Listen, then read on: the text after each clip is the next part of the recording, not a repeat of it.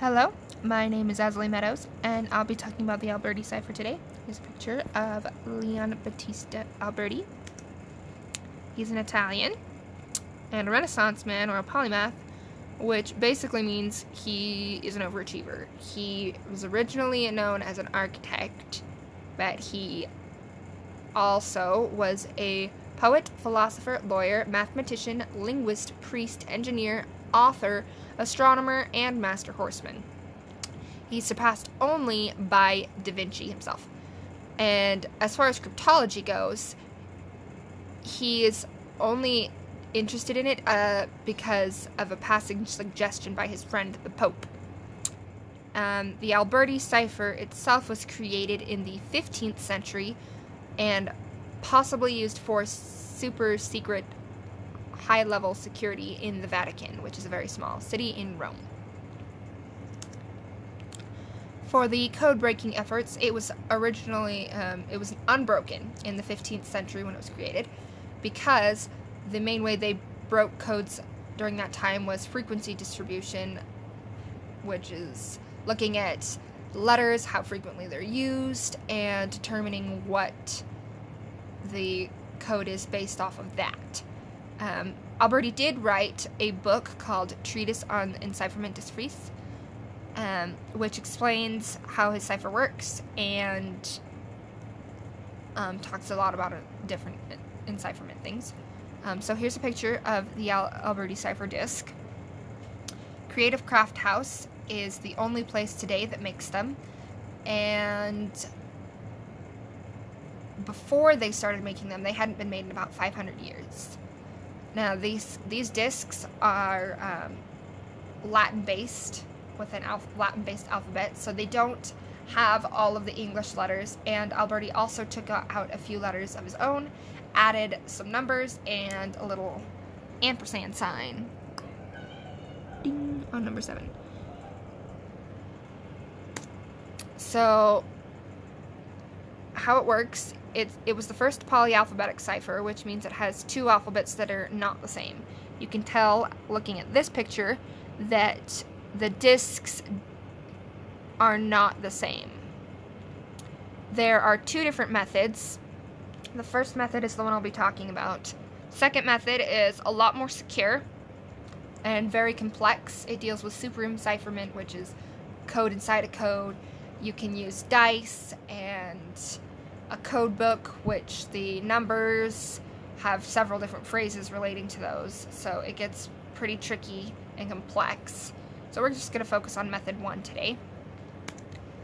So for encrypting the message, I'm going to refer to a video that Creative Craft House made, mostly because I don't have my own cipher disk to help you see, so I'm going to borrow one of their videos.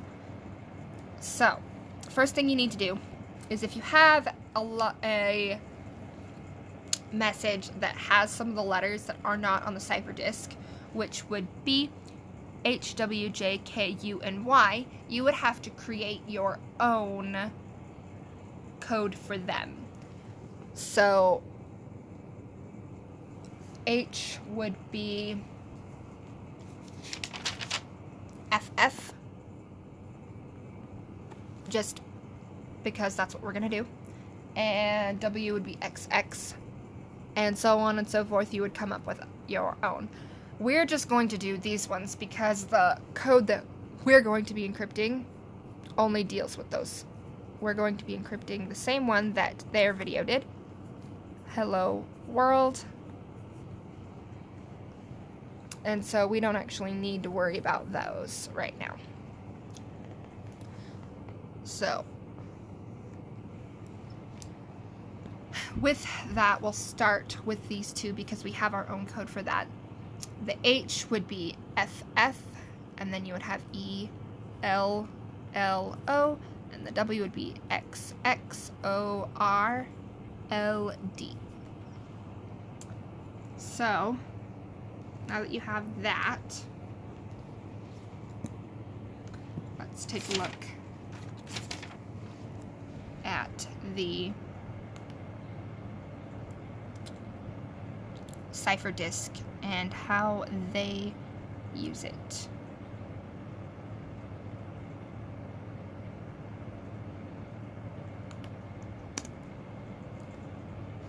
Okay, so there's the disc, and what you're going to do is you're going to pick a starting letter and a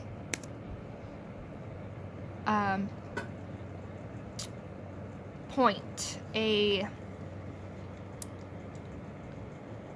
what's it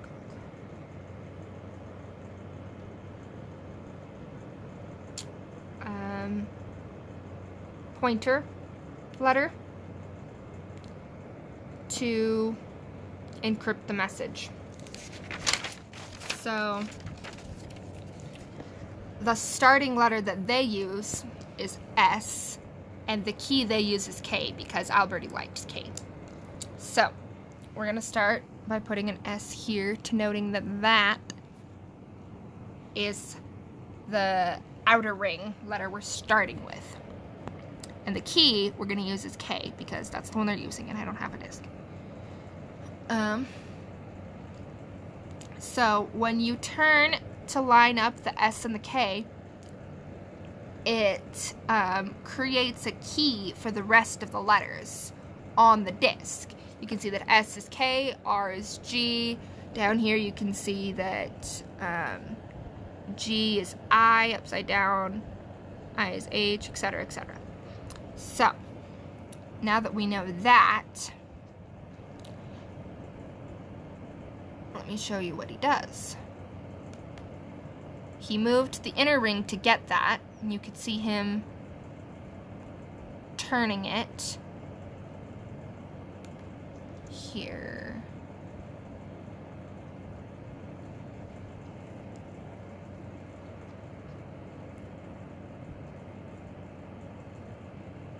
See, he's moving that inner ring, and he lined it up right there. And once he lined that up,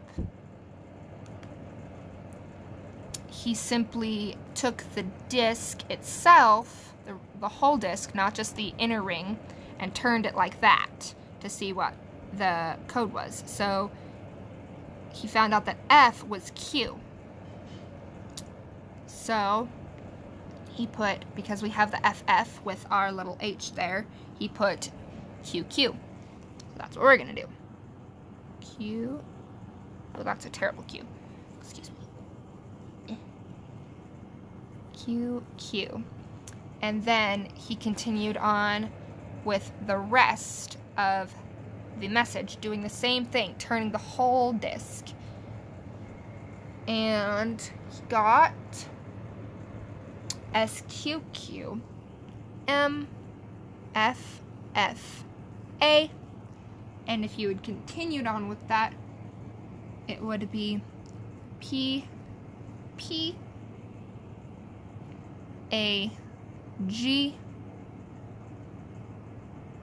F, O. And that would be your code. And typically they would not leave a space to make it a little bit harder to read. Now we're going to talk about something called shifts. Let's say, because you have this beautiful disc here and you want to change the code in the middle of the code. Getting tricky. What you would do is, if you have this FFELLOXXORLD,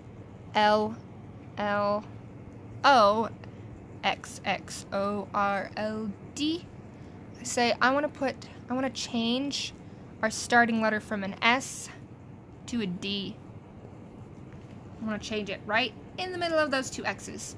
So you would still have this part of the code, the FFELO, LLO, in the S over K. And so it would still be SQQMFFA for that, and that this first X would still be there as well, so it would be a little p. But then when you shift it to D, which he does,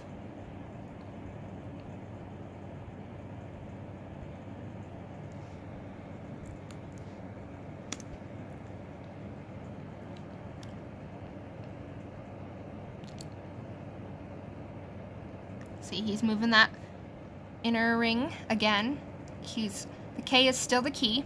See? You've got K and you've got the D.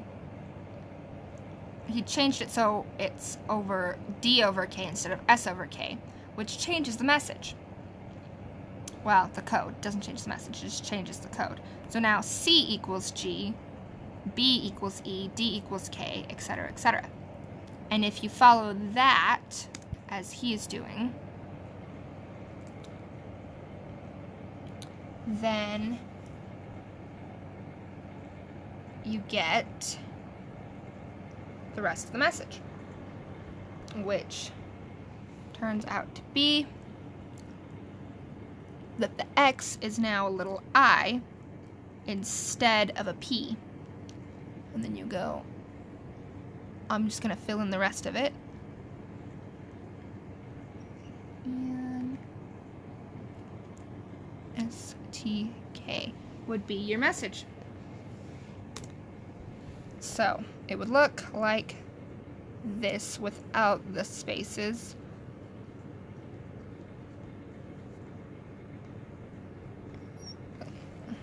Except a better ampersand sign.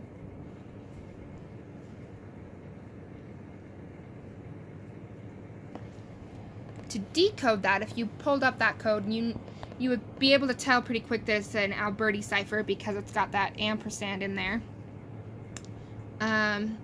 You wouldn't have to know what the starting letter was because that's given to you with the S's and the D's by capital letters. That's how you know that they're switching. All you would really need to know is what the key letter is. And we used a K. See, you can tell that the D is the K here. So if you know what the letter is that's changing the rest of it, then you can find the code pretty quick. But you would need an Alberti cipher disk to decode it. If you don't know what that letter is and you don't have a disk, then you can't decode the message. So that is how it works. You can do some super encipherment with changing so S does not equal S or whatever and have your own little thing. But in a nutshell, that is the Alberti cipher method 1. And there are my sources for where I got my information. Hope you enjoyed. Thanks. Bye.